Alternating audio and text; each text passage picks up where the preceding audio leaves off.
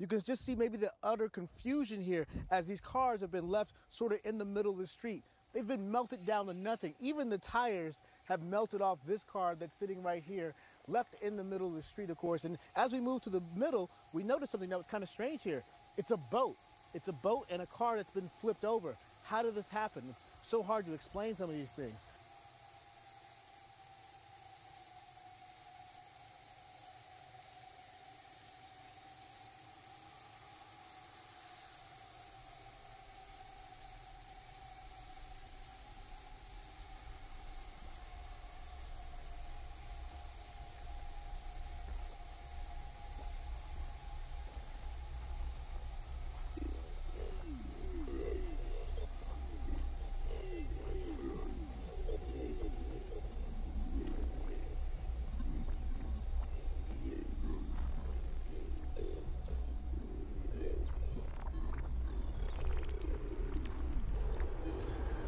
Hi you guys, I am just doing a video about this video by Mental Boost on YouTube because I want to ask you guys your opinion and what do you think.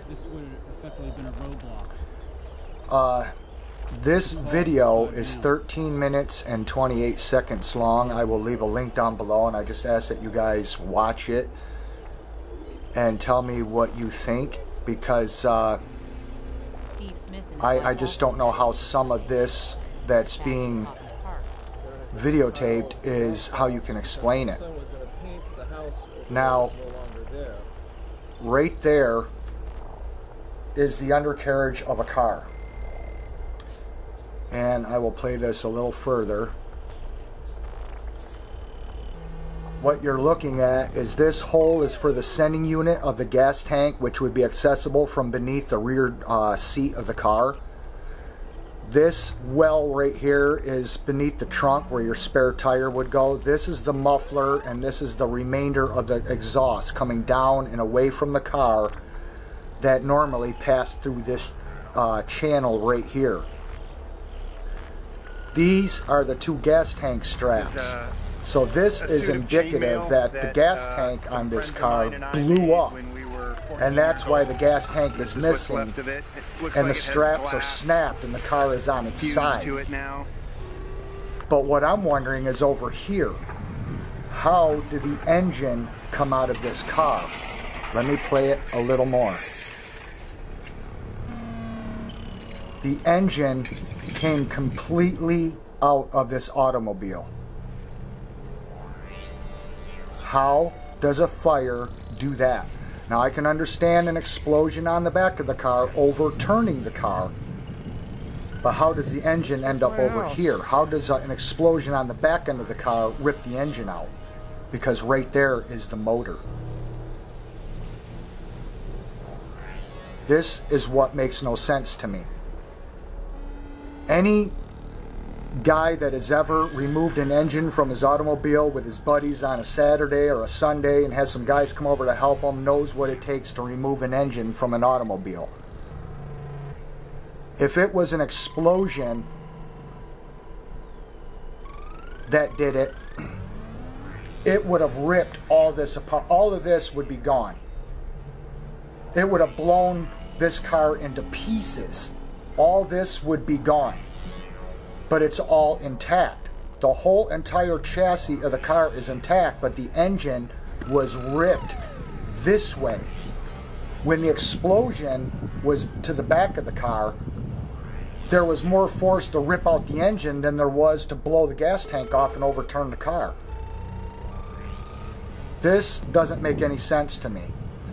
I will show you another vehicle.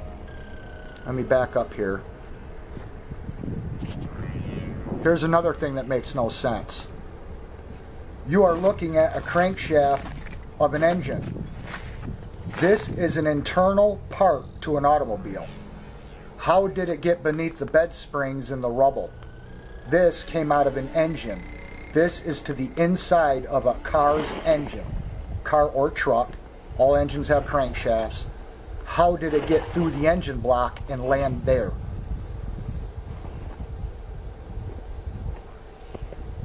Here is a car that is overturned. There is the gas tank. The straps, both straps broke because the gas tank swelled up like it was getting ready to blow up because of the intense heat, but it did not rupture and it did not blow up because there's the gas tank intact and the car is overturned. Sam's car. What overturned this car? Hallway. Because its gas tank is completely intact.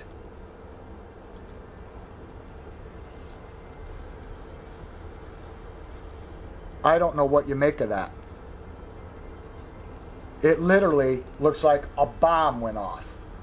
And in this video, even the news person reporting on the story is trying to, even mentions in this video, he doesn't understand how any of this happened. This is a boat that's upside down. An aluminum boat, but nowhere in this video is the trailer to this boat found. Where did this boat come from? It's upside down, and all the vehicles in this video are upside down. There's the boat, upside down. There's no other way out. This and no boat trailer anywhere.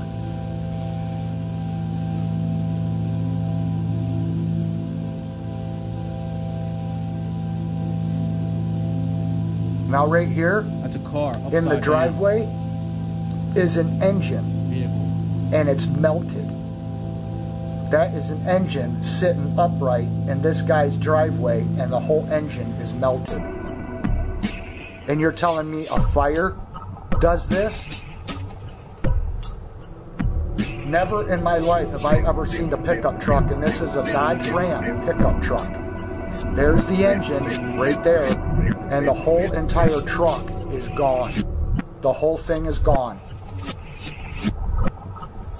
I don't know what's going on in California, but this evidence here is not normal. So I'm going to leave this video for you guys to watch yourself, but it's interesting to see what's happening to these vehicles. How an engine can come out of the vehicle, and there's the exhaust from the engine coming this way towards the camera. I don't know, you guys. You tell me what you think. How on earth a fire can cause this kind of damage. And how all these vehicles are overturned except the pickup truck. And look at this stuff, how it melts and runs along the asphalt and then redries. And how these vehicles out in the street are upside down. This one is completely, this is a pickup truck. See the gas cap right there? This pickup truck obviously was blown into the air because as it come down, it crushed the car. That's why the doors are bent and the roof is all crinkled like this. And it has no rubber tires on it, and it's laying in the street upside down. Now I know gas explosions can do this from rupturing a gas line or a fuel tank blowing up. But like I showed you, that other vehicle that still has its gas tank intact, right there, and this vehicle is upside down. What am I missing here? There's a motorcycle under there. And that crankshafts are on the outside of engines, laying in yards, and engines are outside of vehicles and they're melted. Touch it. But the vehicle that has its engine out of it is just... pile of rock cloths. I don't even know what to make of that. Paint the house over there that's no longer there. How this vehicle right here could have its engine, if it was an explosion, it would have gone upwards and out the hood, not out the bottom of the vehicle. Anyway, you guys watch this video for yourself and let me know down below what you think. But when I look at the images of the aftermath of these so-called wildfires, this looks more like an Afghanistan war zone than a wildfire. There is no way a wildfire can do this kind of damage to automobiles. No way. Thanks for watching, guys. We'll see you again. Bye-bye. The other question I wanted to ask you, though, before we head out here is, you mentioned these blue flashes, and I saw other videos that weren't on your channel that talked about the same thing. So it wasn't like lightning. Can you describe why it was different than lightning? What it is that you experienced? It was just a couple flashes of blue. And, you know, since I've been looking up and looking at the skies since 2005, I kind of took it to be some type of new kind of, I just thought it was just a new kind of chemtrail, because we had, back in August, we had, as I said earlier, we had the hottest temperatures. We got up to 118 degrees in Santa Rosa and blew the doors off the hottest temperatures. Another note is I have an apple farm over 140 trees, and I got one box of apples. One box. All my fruit's gone. All the trees. I mean, it's another weapon I think is occurring with these temperatures and stuff. But the blue flashes, I don't know if they were part of it, but I know they have the capability. A lot of people are commenting, no, it has to be invisible. But so many people said they saw the same thing that it couldn't be discounted as just random, because so many people from so many different areas said the same thing. And a couple of people that I posted on my video said they had cameras. Or said they took pictures of it, and I posted those, and other people said, oh, that's the flash from a camera. But so many people are reporting it that it has to be valid, because it was eyewitnesses and first-person accounts. And I find it very, very humbling, and like you said, is very disconcerting when you're using first-person accounts. I saw this, and people are looking at you, go, you're wrong. You know, you didn't see it. You know, yeah. No, you didn't. And the other sad part of it, I don't want to be Debbie Downer here, but unfortunately, you know, the not in my backyard syndrome, it's happening here as well. And since these torch fires hit one neighborhood, Coffee Park, Fountain Grove, but didn't hit next door, the people that didn't get hit next door are just going back to their daily lives like nothing happened. Yep. You know, and it's sad. It's like, gosh, man, what does it take? You know, and the people in Houston, I saw the same thing. The areas that were hit, people are out, they're gone, they're refugees. I mean, this is a new term. It's called climate refugees, and it's happening in the United States. And there's thousands and thousands of them. And this is part of the Agenda 21 and stack 'em and pack 'em and getting everybody in the cities is to create this refugee status and then start providing these 250 square foot homes. And interestingly, they passed the stack 'em and pack 'em laws on the same day in New York City and in San Francisco. So I've been collecting comments from people, from readers, putting in what they saw in the area and documenting it, and we'll be presenting this to the fire departments and appropriate agencies. But let me just show you this list, and I just highlighted the word blue, and you can see all the blue flashes, blue laser light, really bright blue, as you'll see in a minute from this Take a Walk. He actually filmed the flashes, and we have other people doing the same. But here, blue flashes, blue lasers, nothing I've ever seen before. And it goes down. And in Potter Valley, I saw blue streaks like flares. I live in Santa Rosa, west of 3rd, and I saw blue light. I live in Santa Rosa, Indian Valley. I saw blue lightning. And it continues on. I have pages and pages of this, folks. And Sue Nami says, sacrifice all right. My cousin in Miami saw the blue lights coming down from the sky as well, right in the thick of it. I was speaking with her when she saw them. Firefighters say that when you explained about the aluminum from chemtrails. So this was posted the day after the fire, supercharged by powerful winds, whipped through Napa, Sonoma, and Mendocino, killing at least 10 people. Starting in the middle of the night, hopscotched across neighborhoods, raced across fields, jumped freeways, gust up to 70 miles an hour, walls of flames nearly 100 feet high, throwing embers ahead like hot fingers into strip malls and subdivisions. Many people who fled the surge had enough time to grab car keys, perhaps a pet, and not much more. All right, here's a chart from the San Francisco Chronicle of the wind, and you can see that there was no wind. I was here this day in the Santa Rosa area. We got evacuated twice, and all of a sudden about 10 o'clock the wind started swirling, but before that in my comments was there was no wind. The storm came out of nowhere, and then all of a sudden it gusts up to 80 miles an hour, and then within 2-3 hours it was completely back to normal again. Nothing normal. Let's take a look again at the Madeira fire last year caught in Portugal. And look at the vortex, folks. Look at the spinning winds that create the vortex energy to create the kinetic energy for the plasma weapon beam to focus its energy, directed energy, electromagnetic pulsing energy. But look at the vortex. Look at the swirling winds, which everybody here felt and everybody here commented about. And at night they turn into blue flashes. That's what we all saw. This was genocide. This was murder. This was an attack on U.S. soil. We need to wake up, folks. We need to wake up right now. I'm in the storm too. And here we see the comments from Take a Walk talking about the blue flashes that they recorded on their camera here, which will be coming up here in a second. But again, this was coming from above. These were directed energy weapons. They were torching and murdering people in their homes, fried in their homes. The body count, we will not know the true body count ever. They will never give it to us. But there's many, many people that perished in their homes. Just like in the Hurricane Harvey, the floods came in the middle of the night. Both started about 1, 2 a.m. They didn't have a chance. So here, Take a Walk has the moon, and you'll see the blue, the flash. There it is. See the flash? There it was. This is another cell phone recorded as well. There's another beam right there from a cell phone recorded. Prima facie evidence, folks. Here it is. Trees. That is the craziest. Ever seen trees burn like this? Seen. No one has. It's hollowed out the tree. From the inside, not on the outside. Fire and how do trees burn from the inside and not on the straight outside? Up the middle of a tree. It had to be directed energy weapons, folks.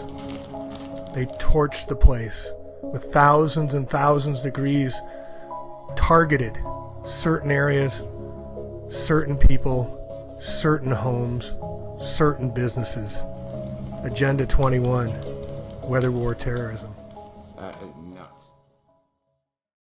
Quite an interesting last few hours. About 11:30 last night here in Santa Rosa, California. Out of nowhere, wind started circulating. I went outside as I heard my chime starting to go off, and I thought that was odd. There's winds, and all of a sudden, blue sparks came out of the sky. No lightning, just blue sparks. And at 1 o'clock in the morning, 60 fires, Napa, Sonoma, Santa Rosa, just hit everywhere.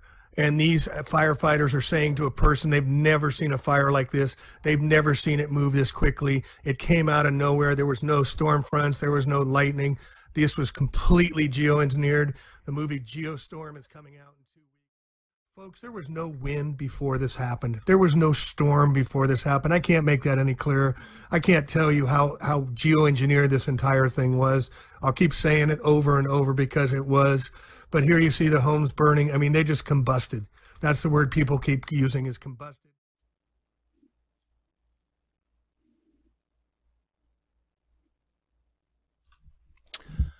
All right, so let's blow the skirts over your guys' heads by showing you how this works. This is part of the Agenda 21. I highly recommend a book by Rosa Corey, who lives here in the area of Santa Rosa, wrote a book called Behind the Green Mask about Agenda 21. She chronicled the Santa Rosa area, and look what gets targeted: Santa Rosa, Sonoma, Napa. All right, so here's the areas of evacuation on Monday. This is where the fires first started. Big one in Santa Rosa, Napa, Sonoma. This is when it first broke out. All right, now check this out. Now here's the evacuation area from Santa Rosa. Now notice the streets: Fountain Grove, Chanate, Montecito. Notice where these were evacuations on the initial thrust. Now I want to bring your attention over to this document here. And this is a document that was sent by a lady named Kathleen. It's the City of Santa Rosa Department of Planning and Economic Development Citywide Summary Pending Development, June 2017. And if you go back and forth between these two, you'll notice these streets are the exact same. Here's Chanate, here's Pacific, Mendocino Avenue, here's Highway 12. Isn't it interesting that the exact areas that they're evacuating are the exact areas that are zoned for Agenda 21 development? You cannot make this stuff up. So here's the evacuation area over here, Santa Rosa evacuation area. Here's the identical map of where they want to rezone everything. And if we scroll down, here's all the properties, and you see conditional use, design review major, design review major. And here we go again. Here's the same roads: Piner, Guerneville, West College Avenue. And this is the pending development on the other side of the freeway. Same exact stuff: College, Pacific, Fulton. Right where they want to redesign everything with design reviews. Oh, how conveniently a middle of the night, out of nowhere fire with 2,000 degrees plus temperature Fahrenheit. Look at this map. This is on the east side. This is Hone Avenue, Yalupa. Again, it's just a coincidence, folks. Coincidence theory. This is the area, Yalupa down in here, part of the evacuation area. How convenient that the redevelopment area coincides perfectly with the Santa Rosa development plan, Sebastopol Road, Stony Point Road, all in the evacuation sites. You cannot make this stuff up. This was planned, organized well in advance. Geoterrorism, folks. And now we got the movie coming out about the firestorm coming out the same day as Geostorm. So having that been said, again, this is around now August of 2011. PG&E has since come under fire on many issues, and certainly the fact that they've been in collusion with the California Public Utility Commission. So what happened in order to create the illusion that the California Public Utility Commission actually regulated the utilities, which they don't, it's all Rothschild. They slapped PG&E on the hand and required a document release. Well, there was a large document release, as I recall, about 7 or so months ago, and different members in this group, this EMF safety network group that I'm a part of, were going through these documents that were released by PG&E.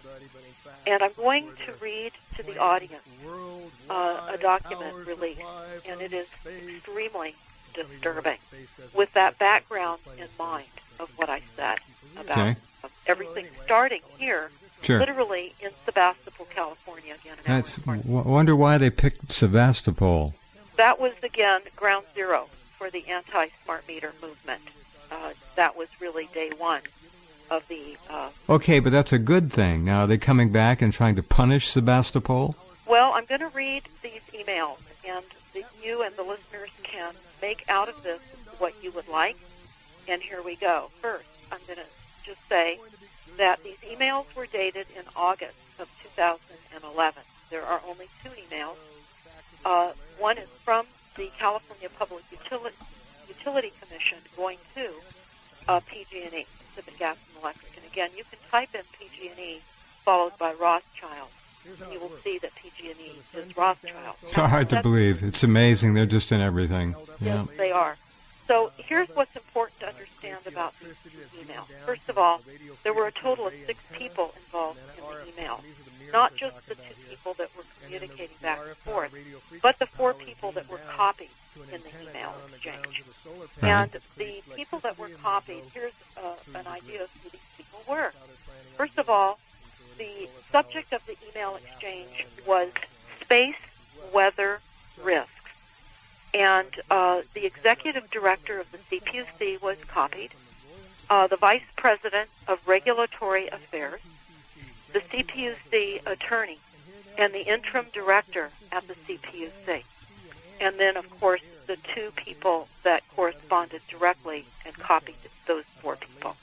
Here's the first email, again dated August 2011. This is from the CPUC to PG&E. I assume you're assembling a high-level task force of washed-up and never were, yet somehow movie star handsome, former astronaut, to handle PG&E's response to the upcoming damaging space weather. Also, please dribble out one at a time over the next few months all internal memos, lawsuits, PowerPoint presentations, and officer cover-up directives in which PG&E is repeatedly warned about damaging space weather and chooses to do nothing, then has its lawyers blame its customers, a.k.a. Earthlings, for an adverse consequences resulting. Now, keep in mind, PG&E is involved in weather modification. In fact, I was personally on the 16th floor of the PG&E buildings in San Francisco, where they monitor the weather, and they have pulled permits to inject cloud seeding and, of course, more here in Northern California. Here's the second email now in response to that email I just wrote that was from the CPUC, PG&E. Now, this is only within about 10 minutes. Can you talk a bit louder, Deborah? I think we're getting a little low. There we go. Now we're there. Yeah, this is only about a 10-minute delay before there's an answer back from the CPUC email from PG&E. This is now from PG&E. Just a reminder, we are the first to propose a solar generator in space that will beam RF waves down to a receptor site and convert it to DC current. We have changed our receptor site from the Mojave Desert to Sebastopol, California. Now, this is a very alarming. I sent this email exchange to some higher-ups, and I received some responses to this email and what they believe is meant. And this is the first comment response to this email exchange. I consulted with a top expert, a man who was a high official in an American electronics company with a classified job and deep knowledge about these matters. I have been able to come up with the following. This system is set of orbital sun collectors, which will concentrate sunlight and convert it to microwaves and send it down to a station to generate power. It, however, could be used by aiming to any target below within a certain radius to completely destroy all human life slowly in a large city. Very dangerous, unneeded means of generating power now that we have so many free energy means available. Obviously, most energy providers are associated with and under the control of the U.S. government and Intel. Here's the second comment to this email exchange. I agree with your assessment. This email exchange dated 2/11 is indeed very disturbing. I submit it is merely a wisp of the smoke from a recently fired gun, the visible tip of a very dangerous iceberg.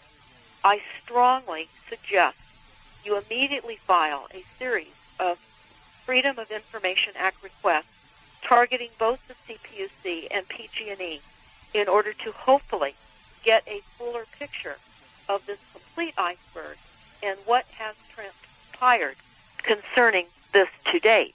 Okay. You, as a California resident, have every right to know what your public utilities are doing with your rate dollars.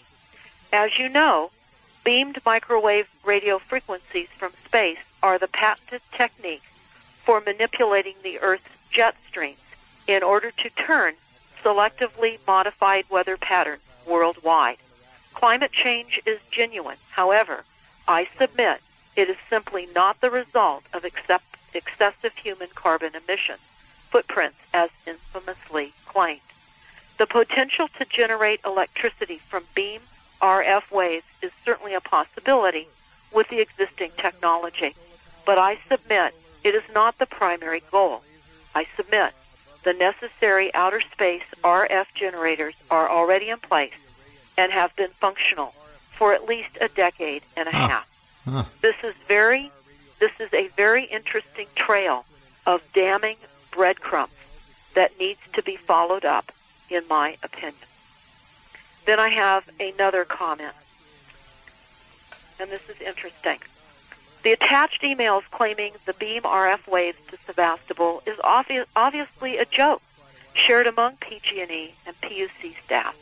The technology for this has not even been developed, financed, or tested. It doesn't exist. It doesn't exist. And here's a comment back to that. Sadly, the tech has long since been used.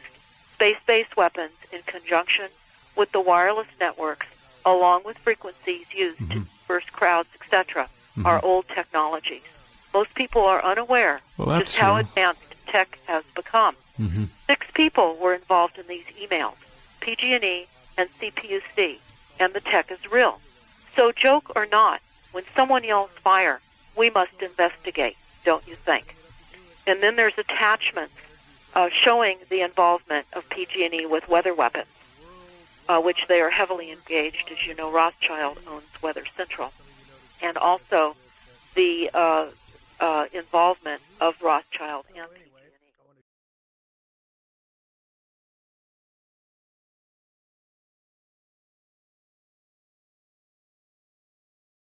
What happened? This guy, I'm not going to use his name, but he was an Army Ranger, and the agency came and got him and said, we need to take you down there and do some ops. So he was on a black ops team in Nicaragua. This is when Ortega was the president, the communists were fighting the Contras, and all these arms were coming in there, and the dope was coming back, so forth. Soviets were operating all over the area, bringing in all kinds of arms and stuff. They were in the dope business, too, just like the CIA was. And so, anyway, their black ops team was out in the jungle, and they came up on a village. This is his story. He told me directly to my face. They were on a village, and they came into the village, and there's about 100 people, men, women, children, all dead, everybody dead. Cooking pot still going, fire still going, all the people dead, but the animals alive. Goats, chickens, pigs, monkeys in the trees, and birds, everything alive. So they immediately put on their NBC gear. That's nuclear, biological, chemical, because as you recall, the Soviets were using that blue rain, that chemical stuff over there in Afghanistan when they're fighting the Mujahideen. Yep. I had some friends that were arming them with Stinger missiles and, metric tons of hash and all the crap. That's a whole other story. But anyway, back to Nicaragua. These guys saw all this stuff, and it's like they freaked them out. They thought the Soviets had done some kind of weird nerve agent that killed the people, not the animals. So they set up camp that night, set a perimeter, and they radioed the stuff in. They had an encrypted sat link, which went back to CI station down there, station chief. And at night, my buddy told me, he says, we seen all these bluish-white beams, and they were coming down, and when we got to the village, there was this, like a grayish ash that was in the tree canyon. They'd never seen nothing like that. All these guys were seasoned combat vets. They didn't know what these lights were. They'd never seen them. So the next morning after they called it in, CIA station chief himself came out there in a Huey 204. They were using those back then instead of the Blackhawks like they got now. But he came out in the 204, and he confiscated his own Black Ops team's cameras and film and said, you guys were never here, and you never saw this. And they said, what are your orders, sir? And he said, stay here one more day, conceal, the perimeter, set a perimeter, and then leave.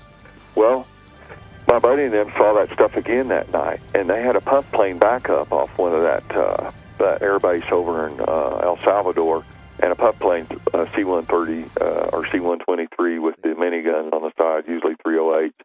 And that's a standard deal in a jungle where you got tree canopy, and if you have to call in close air support, if they got in a ground fight there, then they would just come hose the whole place down, And that was their backup. So they called them and they asked them, is there any air traffic in the area? Is there any Air Force stuff? What's going on? We're seeing strange things in the sky. And they said, there's no reported traffic. So they left, and years go by, and my buddy's back up here in the States. He's in Colorado Springs. And one of his old op buddies comes back in, and he says, what have you been doing? He says, I'm bored shitless. I'm going to write a book. This civilian life is boring. And he says, you better not write a book. That's heavy stuff we were in. Well, the next day, 2 FBI agents showed up at my buddy's house, and they arrested him. And they threw him in that pod up there with us, and that's where he told me this story. And I said, what do you think those lights were? And he says, we've never seen anything like it. He said, I think it was satellite stuff, or it was way high up, jets using those laser things that Reagan was doing that Star Wars Defense Initiative. And what he described to me is the exact same thing I saw in the videos from California, starting the fire. Wow. They were testing that stuff back here. in the 80s. Other times they would shoot across the earth, over Brazil. Some of them looked to be coming from Antarctica, and they would make this strange spiral pattern, very artificial looking. And so I'm looking at those. Was what we are seeing there and here, is that the same? Are they linked? And is this just more evidence of some sort of strange waves passing over Earth?